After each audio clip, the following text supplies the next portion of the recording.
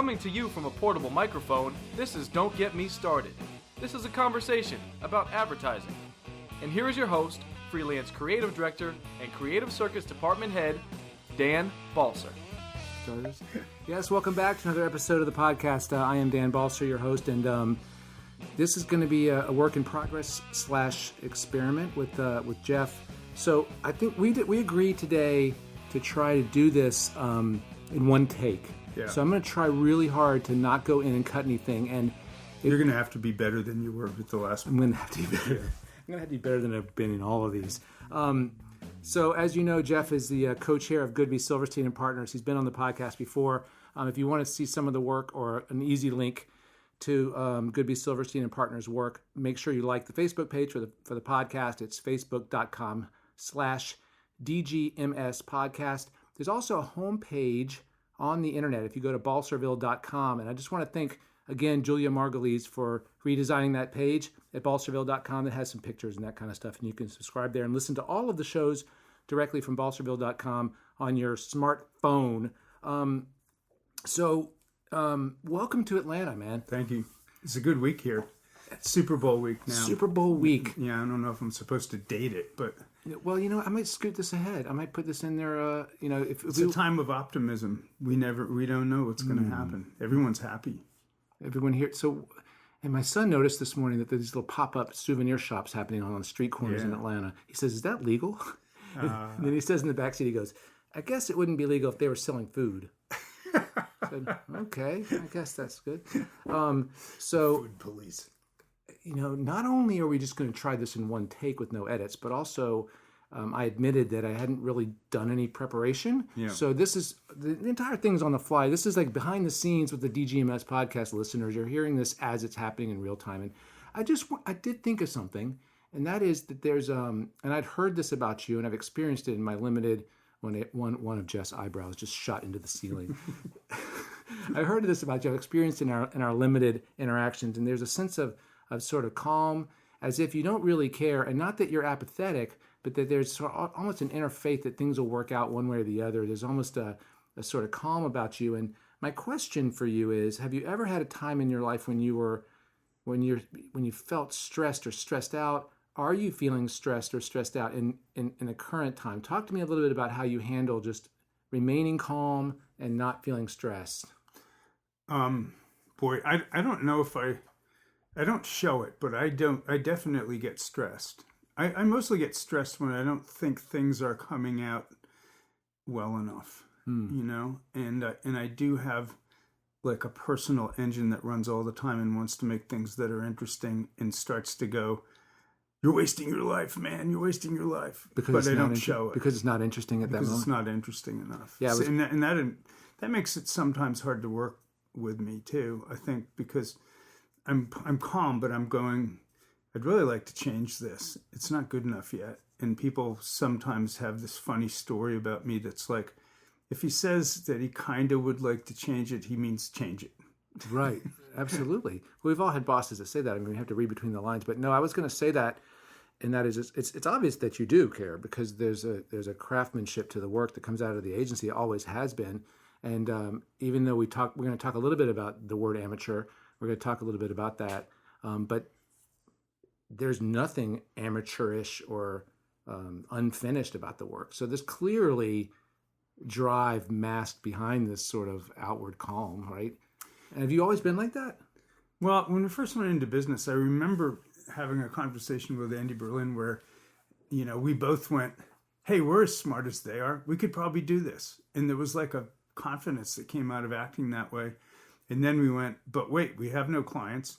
If we don't have any prospect of shooting or making anything, what should we do?" And we went, "Let's just do like really low grade," and I think that this sounds crazy, but I think that our starting in the 80s was helpful because it was right after punk rock. And suddenly the idea of things that were really simple and almost anybody could play. I mean, almost anybody can play a Ramones song, but you're not the Ramones. There's something celebratory about the rawness of that. And we went to school on that. Like, we shot a lot of early stuff either on videotape and degraded it. So we would shoot something on videotape Then we would project it onto a wall and reshoot it so that it would just get worse and worse and look kind of interestingly arty. Or we would record our own music, like with, an old Stratocaster kind of music. And it was always, I can show you some of the stuff. It was very raw, but extremely likable. And we got our friends to be in things. We did whole commercials for clients with our friends in them, and we weren't a union shop, and we could do whatever we wanted when it came to that. Was the mentality sort of like, what's the worst that can happen? Or was it like, this is cool? Or was it somewhere in between, or neither? I don't think that we had a feeling of it being anything except different. We wanted to be different, like the people that were doing the great work at the time, like Chiat Day, and there were other agencies like Fallon and Wyden that started almost exactly the same time we did.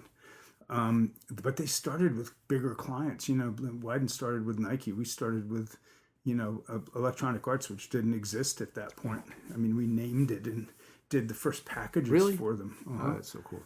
Yeah. If it's in the game, it's in the game. That's a Goodby Silverstein thing. Well, that actually came a little bit later, but yeah. I mean, it was amazing. It's an amazing story. I mean, that enabled us to start the agency in a way. How does it was a freelance account. God, I might have asked you this last time. How does it feel? Are you aware, cognizant, proud, or even care about? You have to be that so much of the work that you've done is part of of what it means to be an American of our generation, right? Is that just amazing? I love it. I was lucky enough to shoot something with Joe Pitka the other day, and a lot of people won't know who that is. My wife Lisa shot with him a Pepsi spot, actually, when she was at BBDO New York, that won Line at Cannes. Probably the most, prolific, famous commercial director Big for personality. 20 or 30 years. Oh my God, so big. I mean, and I went to Iceland with him and shot this commercial that I showed you. And he is famously impossible to work with. Like I would walk over to the camera and go, Joe, maybe you could, what are you doing here? What, I told you to stay the fuck away from the camera. You're not supposed to come here. You don't get near the camera. Well, I was just wondering if we could maybe shoot this thing from 2 angles like this one over here. I was going to do that. Okay. The funny thing about the story that my wife tells, and she's going to say I told it wrong, so whatever. But they got along great. And I think it's because she and her partner were, I don't want to say brash, but they didn't kowtow or cower in his presence. And I think that people like he understand and respect people that have a vision for their work, that know what they're going for, and aren't like don't dither. Yeah, not they don't waste time. Right. And I think that was a big part of how they connected. There's something to be learned from him, and that is the ability to react to your environment quickly. He looks around at the environment and makes up shots while he's standing there, and he's incredibly good at it. It's amazing. Incredibly good at it. It's unbelievable. It's so, well, that's as zen as it gets. I mean, he can just look at this room and make it look way better than it does right now with me and you in it. Man, this is it's a talent. You're born with that. Because I met an interior designer once who saw a house we're redoing a room, and he just saw potential in the same. I'd been standing there for days. I would never have thought to do. He says, how about if we do this thing with the doorway? Yeah. Like, it was like that. God, just like that. So you've done directing, right? Have you done that? Uh-huh. How are you in like the whole, God, pain in the ass part of that? Like shot lists and making sure every element. Yeah, it's a lot of planning. It's a lot of planning like and a lot of compromising and a lot of thinking ahead. Yeah, I love that. I'm good with actors, so that's good. I like talking to people. I about can see that things. being a strength as a director. Yeah. I mean, that's why I think I admired Joe so much visually. He's just so much better visually than I am. But I'm pretty good with actors, and in commercials, that's the most important thing. I would think as a director, it's hard enough as a writer looking back at your work, but as a director, noticing like a corner of the room that wasn't lit, it's gotta be. It's awful. It's, everything we've ever done, I have some problem with. It's excruciating. Is it? Does it bother you right now? You're like wringing your hands again. I am. It just makes me wring my hands to think about it. See, there's something wrong with everything. Well, that's the paradox of you, man. That's the weird thing about a lot, and you're not unique in this. I think a lot of people that I've had the privilege of talking to on this recorder have that sense of like they're in the moment and they're lovely, wonderful human beings that inside are just trying to catch. I have this recurring stress dream that I can't dial the phone. Really? And it's an emergency or something. You need to. Well, yeah, obviously it's a problem. Otherwise, it wouldn't be a stress dream. But yes, it's like I can't dial. The digits are wrong, or it shuts off in the middle, or whatever. And That's interesting. And I kind of feel like we're always chasing. Well, I've got a dream that captures the feeling of directing, and that is, I have a recurring dream where I'm in a car, and it's foggy. I'm driving through fog, and I can't see like anything up ahead. I'm going faster than the headlights can see, and the pedals don't work. Like I can't slow the car down. Right, it just goes faster and faster. That's exactly what I would feel like directing. That's why I asked. That's exactly what I would think it was like. That's what it's like. It's a venture into the unknown at high speed, and you are the one holding the fucking steering wheel. You got the steering wheel, and everybody will die. God, that's terrible. Yeah, you have to like that feeling. You got to like the feeling of falling in a way too, right? I mean, like, it's a leap of faith at times, and it's trusting like sort of your instincts. Is that kind of, or you know what, a goes lot back of to your vision. It's also in this business is like that too. It's trusting in the collective ability to come up with the next step. So if you listen to people around you, you can do really creative things if you listen carefully. But if you're the director, you have to be able to like sift through those things and reject things quickly and have people not feel bad about it. So you have to be able to go, Jeff, that's a bad idea. Dan, that's a good idea, and do it quickly. And go, we're going to do Dan's thing. You know, you got to make your mind up quickly. Can I change subjects? Yeah. So I had some students come into my office last night, a little bit frustrated. I'm not going to name names, as this is not necessarily a wonderful thing. And the teacher that they have is saying, well, yeah, this is cool, but what if you tried this thing? They give sort of a specific example of a way to execute something out. As a teacher, I don't think that's lovely. I think it's better to identify the problem and let a student find the other thing, fly into the fog. Yeah. As a creative director, if you say, yeah, do you ever give specific feedback to a creative team? And if so, does that mean that you want them to do that? Or does that mean that you want them to think about something like that? Or you don't care if they do it or not? You understand the question? Yeah, I do give that kind of feedback sometimes, but only when they're really frustrated and they're kind of stuck. Oh, cool. Yeah. And then I go, well, I don't know, what if you try this? And I don't go, you have to do this. But if they come back and they're still stuck and there's nothing working, I go, did you try that thing? Oh, of course. All right. Okay. Because they were really kind of torn up about it, because they're like, well, I don't know if we're supposed to do what he's suggesting, because he's kind of treating us as if he's our creative director and not a teacher. And I said, well, if you really believe in another idea, you need to make that one something that he likes. Yeah. You know, the best of all possible worlds is you have that experience and you say that to them and they come back with something totally unexpected. That's awesome. And it gets them off that stuck place. Unsticking them is your job. Yeah. That's really cool. Yeah. So we talked a little bit. I'm going to talk for the listeners that don't know. Some of the next things we're going to talk about are elements that I pulled out of your presentation. And one of them is the screen about morale at agencies being low, somewhere in the 30s, like low or disastrously low or something disastrously like that. Low. Is that... it's from Campaign Magazine. Is it historically low? Is it unusual to see that now? Is that something that you think has always been a number, relatively steady number? What's your gut on that? Even though you've been in the same place for a very long time. I know. I'm not really a good barometer of anything. You're not a barometer. I think it's unusually low, personally. I think it's unusually low because our lives are so confusing. I think it's confusing. What is advertising? Will I be good at it? I don't know if I have the skills. I don't know what it is right now. I think that if I were early in my career, I would be asking myself those questions. And that's kind of why I said at the talk, to be able to do a lot of different things. Like, don't think of yourself just as a writer or an art director. Try to be somebody that understands how to use a little bit of Photoshop, a little bit of Final Cut, knows how to word process, knows about type. Like, teacher, if you don't know about those things, you don't know how to talk to other creative people. And the better you are at that, I've found, people don't think of me as an art director, they think of me as a writer. But if I take something away from somebody, a Photoshop file, and screw around with it and give it back to them, it's good. It's intimidating for them, yeah. But at the same time, they go, oh, we can talk this way. That's good. I can send this to Jeff and go, well, what do you mean? Did you want to make that bigger? Show me what you mean. I mean, you can do that. Yeah. I don't think people are doing that. I mean, when I was a student as a copywriter, I learned how to use Quark Express. Yeah, Well, it's not, I know that. not InDesign, but I knew know it. that one. I could do a layout really well. I bet we're good at that Really compared good. to these kids here. Oh yeah, we could go back on our old OS 9, bets. OS 8 on our Mac SE, one color Mac SE and a dot matrix printer. I could do a layout on that motherfucker. But I do see you and I disagree a little bit on that because I think that you have to be great at something, and I think that you have to be literate at everything else. I don't think that you can. There's no because you're a writer is no excuse for you not to be able to do a layout. But Well, I don't think that an agency is going to hire someone to do. No, I agree with you there. Either or. I'm not saying it right. I'm saying be literate in a whole bunch of that stuff, but you do have to have a specialty where people go, well, we think of him as a writer, Right. because that's what he does. Exactly.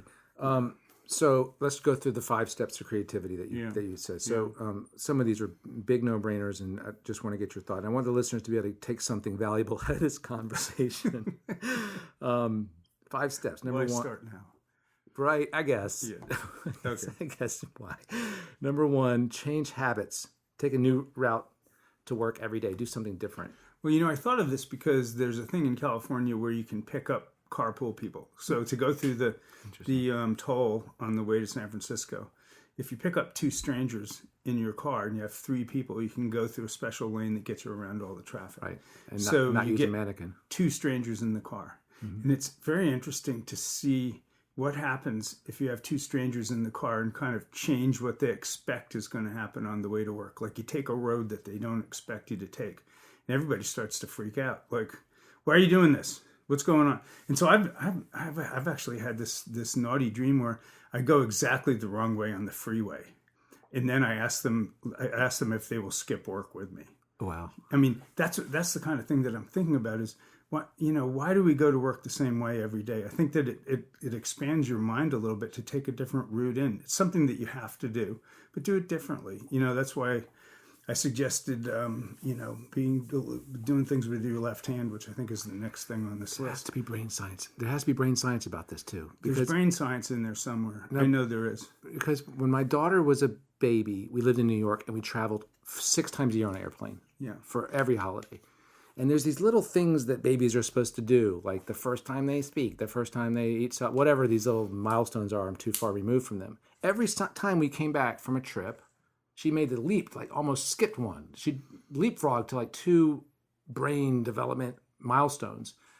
I'm convinced it's just because she slept in a new room, ate different food, she saw different faces, she saw the sunlight coming into a different room at a different time of day, the angle of it stimulating her brain. And we don't grow out of that, right? Right. I mean, that variety, stimulates our way of thinking. Draw or write with the wrong hand. Well, that's something Picasso did. He thought of his hands as like the reasonable, cultured hand and the wild hand, like the id hand. And he would draw with both hands. And a lot of people don't do that. They think, I've got to make things look beautiful. But, it's a metaphor in a way for right brain, left brain kind of thinking. Like give way to things that that you normally resist. And you can't over control your left hand. And it's a place to start. That's fascinating. Yeah. You can't over control it. Yeah. Yeah, But let me explain. it does what it wants to do. I want to explain the language to the listener. You can't over control it means it's impossible to over control it. Doesn't mean you shouldn't over control it. It's impossible to over control your less dominant hand, so you give up to the process, which is amazing. And it's not just a metaphor for left and right brain. I mean, It is left and right brain, really, in many ways. This is such a no-brainer, and I'm shocked that anyone comes to forum without a pad, but write things down. Write things down all the time. I mean, I'm fearful of losing things all the time because I hear wonderful stuff. Like I heard a great Victor Hugo thing at the just before World War I. He was talking about what would bring France back to power, what would make them great, and he said, "An idea with a sword." And I thought, "Fuck, that's such a great statement. An idea with a sword." And if you don't write that kind of thing down, you won't remember it.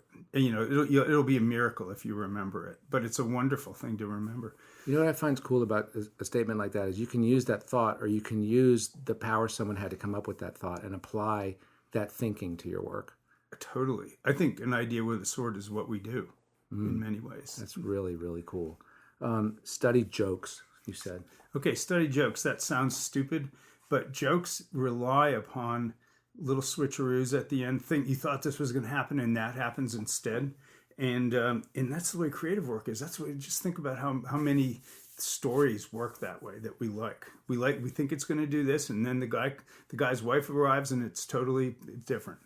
And that kind of thing, I think, is a lot of what our creativity is based on. So when you start working on something, if you're doing an ad for television, go look up the jokes about television. You'd be surprised how useful they are. Not that you're going to make one of those jokes into your thing, but it just starts to open your mind up about what a television is, because the jokes will rely on that. That's cool. Hey, listeners, if we did this list on the last episode, send me an email and let me know. It's danspodcast@mac.com. I think we might have, because I remember something really, really cool that you said about left and right brain, and I'm trying to remember how it worked. Here's the part you're going to have to cut out. No, we're not cutting any of it out, dude. Okay, we're not cutting it out. No. We'll go back and listen to it. Yeah, we'll find it. Yeah. So number 5 is be in a constant state of readiness. I don't remember that one. Oh, that's an important one. I think it's probably the most important one, because I think that people just go through vast parts of their life without noticing anything going on around them or thinking that it's useful to their creativity and their creative life. Everything is useful to your creative life. When you're sitting on the bus, look at people. When you're sitting on the bus, think about why the bus is there and where it's going and why it's doing this route instead of another one. I mean, the things around you are telling you things all the time that you can use and reuse, and we just don't listen to them, And I think that you have to be ready to have that fun. I mean, I was talking to somebody recently. One of the characters that I met earlier in my life, Doug Kenny from the National Lampoon, was a guy that was always ready to be funny. He wanted humor out of every situation in his life, and he was always working. He was always working, almost to a fault. But that's why he was so funny. What do you mean by the word working in that context? He was always making humor. He was always going, "What's funny about this? Why is this guy funny?" He was looking at you awesome. And going, "Why is?" In your case, why is this guy funny? What makes this interview funny? How could this be funny? Really, that's what he thought like. Ooh, that's really interesting. Yeah, I think that's really cool. So let's go back to the word amateur, because you said something cool. I'm gonna let you say it. Let's talk about amateur, meaning sort of visceral and unedited, but talk about the root of the word and what it means. Yeah, it kind of goes back to the thing we were talking about earlier about the exuberance of doing things with very low tech kind of tools to get something done. In a weird way, is appreciated by people. They we made a thing called the Mill Valley Film Festival that was basically a silly trailer for a film festival in Northern California, and we made believe that the people in this town of Mill Valley all became movie experts during this 1 week when the thing took place. And so we went around and we had the guy in the hardware store act like he was a movie expert. We put lines in his mouth about, Jean Renoir and stuff, famous directors. And, everybody seemed to know about Hitchcock, every movie and every scene.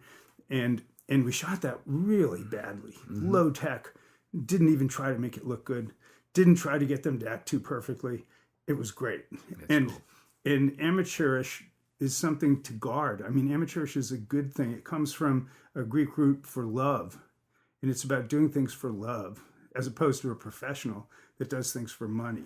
Man, that gets me into sort of how have you been able to prevent being jaded? How have you kept the love for I'm the totally craft? jaded. Imagine what I'd be like if I weren't jaded. You are? No, I'm just kidding. No, I'm How do you not? How after all the bullshit and defeats and losses, and how do you maintain the amateur soul? Well, my mother's side of the family, the Italian side of the family, the rest of the family calls them the lying Lorenzinis, because they just lie about everything and make it better. And I think I'm just a lying optimist that is optimistic about so many things. Say the lie enough, it becomes your own truth, I suppose. Yeah, and also I don't get too down about things that are bad, and I don't get too up about things that are good. I think that that's helpful. I don't get too depressed. Like I've told people that when they get unhappy about winning awards at my place, and they're like, "Oh man, that thing I made should have totally gotten a gold." I tell them, if you could be on the jury and see the process, you would be less happy about winning and less unhappy about losing. Right, right.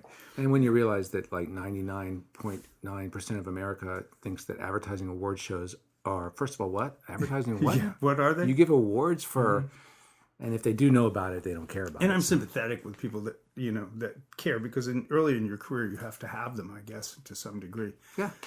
Yeah. All right, the next thing you said was run towards the fire, run towards problems. Yeah, I mean, I think one of your students asked, what's the attitude that people look for in good creative people? Yeah. I thought it was a really good question, and I think that that's the attitude. It's like run towards something that's hard to do. Try to do something hard.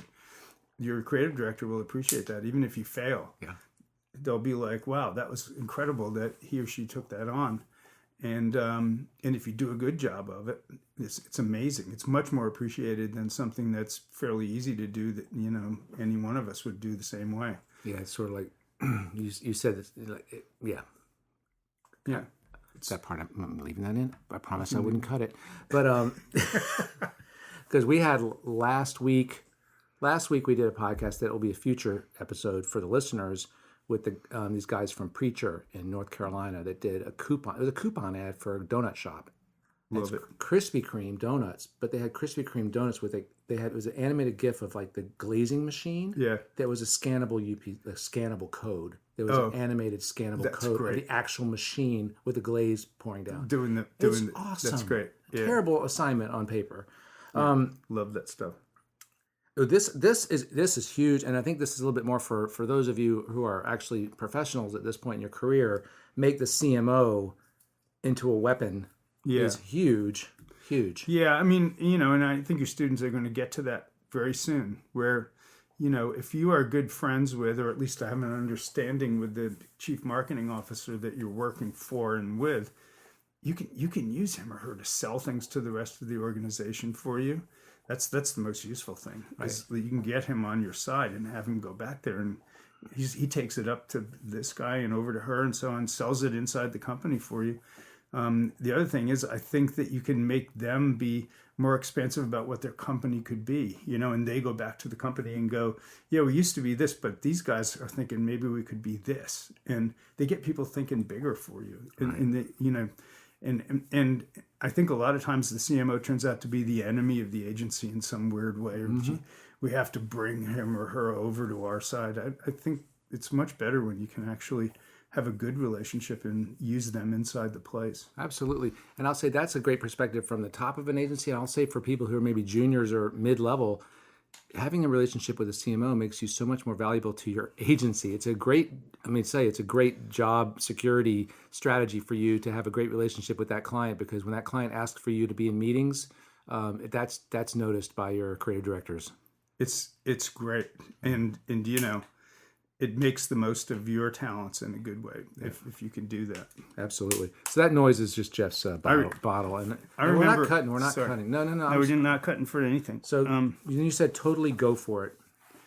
Yeah, I mean, totally go for it in the sense of, I think all of us have had tasks and jobs where we've just kind of mailed it in a little bit. And that's wasting your life and your time. And in the end, professionally, it's just not good for you. So, I mean, it's best to have things where you sit around. That's why I like the word vandalism, where you sit around and go, what if we did this? Wouldn't that be messed up? Like, a few years ago, we did a campaign. It didn't really come off perfectly, but it was a great idea. It was for Rolling Rock beer. I don't know if you ever saw this, but they didn't really have enough money to put a commercial on TV. So what we did was they couldn't shoot like a big beer commercial. So we invented a fake CMO for their company that did these commercials that were total disasters. And we put him on TV and had him apologize for them and say, we're really sorry about the thing where the men didn't wear pants to work. That won't happen again. And that's what he would come on and say that on TV. And then the commercial would actually exist, but it would be online somewhere and you could find it. And it was a tasteless Rolling Rock commercial. And he would basically apologize for things that, were hard to find. You'd have to dig them up. That's cool. Yeah. It's still a good idea. We didn't pull it off perfectly, but it's a good idea. Well, that's one thing that I think, and I might have said this the last time too, there's an ambition and inventiveness to the work from Goodby, Silverstein and Partners that has never not been there. As far as I've been in the business, it's always been, wow, that's Hotel 626. Wow, the milk online game. Wow, that's kind of crazy. Be Bolder, Rainbow Doritos. Like, what? That's awesome. And it's just one after another where, you know what, the rules are suggestions. Yeah, that's right. You could do that. Those are suggestions. And the objective is the goal, and the rules are sort of suggestions. So, well, and I think that the Doritos is a perfect example, because the people that have worked on Doritos have now seen that a bag of Doritos is sort of a palette that you can do something with. Right. Instead of, you don't have to think of them as crunchy or, great to have with beer. They can be bigger than that. They can become a rainbow's kind of movement thing. They can become, as recently we did this breathalyzer thing, and we found somebody that could actually do the technology of making it into a primitive kind of breathalyzer. Right. Do you think that brands now kind of hold the national moral compass, or there's an opportunity for them to do so? I think brands have the chance to try to bridge the obvious divisions in our country, because it's the job of a brand to find commonalities, right? And to find the things that everybody sees in laundry soap, in potato chips, in beer, in soda, in diapers. And when you do that, you actually are exercising something really good for all of us, which is, a positive kind of a common interest in something. And it's like I said to somebody, if you need a diaper at a birthday party for your 2-year-old, then you don't have one. You don't care what party the person is who gives it to you. You're just happy to have the diaper. And it's a positive moment to get that diaper from that person. And I think that that's kind of what we're doing in advertising, is trying to find those positive bridging moments. It's an intimate narrative too. You said something about intimate commonality or intimate. What was it? Intimacy. Mass intimacy. Where to me that just means it's something that's true. It just means something true about all of us that is also personal. I think we love things that appeal to us on a personal level, but they get much more interesting when you realize it's happening all around you to a lot of other people like you at the same time. Mm-hmm. And that's kind of the difference between, an online ad that works on you and you kind of go, yeah, that's cool. They notice that I'm a fly fisherman or something, and they appealed to me. And a Super Bowl commercial where you go, I'm going to be able to talk to Dan about that on Monday, because I know he saw that. Everybody saw it. That's going to be fun. Yeah, it's one of the few places that we all kind of experience together as a culture. It's really cool. And now Donald Trump is teaching us that we experience a lot of things together as a culture. And they might infuriate you. They might delight you. You might think he's funny, but you are experiencing it all at once. It's everything all at once, for sure. With adjusted narratives, possibly. Yeah. But yeah, that's really cool. Thank you so much for talking again. Oh man, it's fun. It's always a pleasure. Yeah, you're great at this. Listeners, check out Goodby, Silverstein and Partners website. You can Google it because I haven't written it down, and we're not doing any editing. You can reach me, as always, at Dan's Podcast at mac.com. Make sure you like the Facebook page. I'll remind you again, it's facebook.com/DGMS podcast. Balserville.com has all the shows, as does iTunes Store. That's all the housekeeping that I have left to do. Welcome to the South. The Super Bowl. By the time this thing airs, we'll know who won the Super Bowl. I know that we're on opposite sides of that table as well. Yeah, we are. May the best team lose to the Falcons. Thanks again for doing it. Yeah, listeners, thanks for listening. We'll see you again in 2 weeks. Bye. Nice. Thank you. I thought that held up. I think it held up pretty well. We'll see. That was pretty good. We'll let the listeners you can cut decide. it if you want.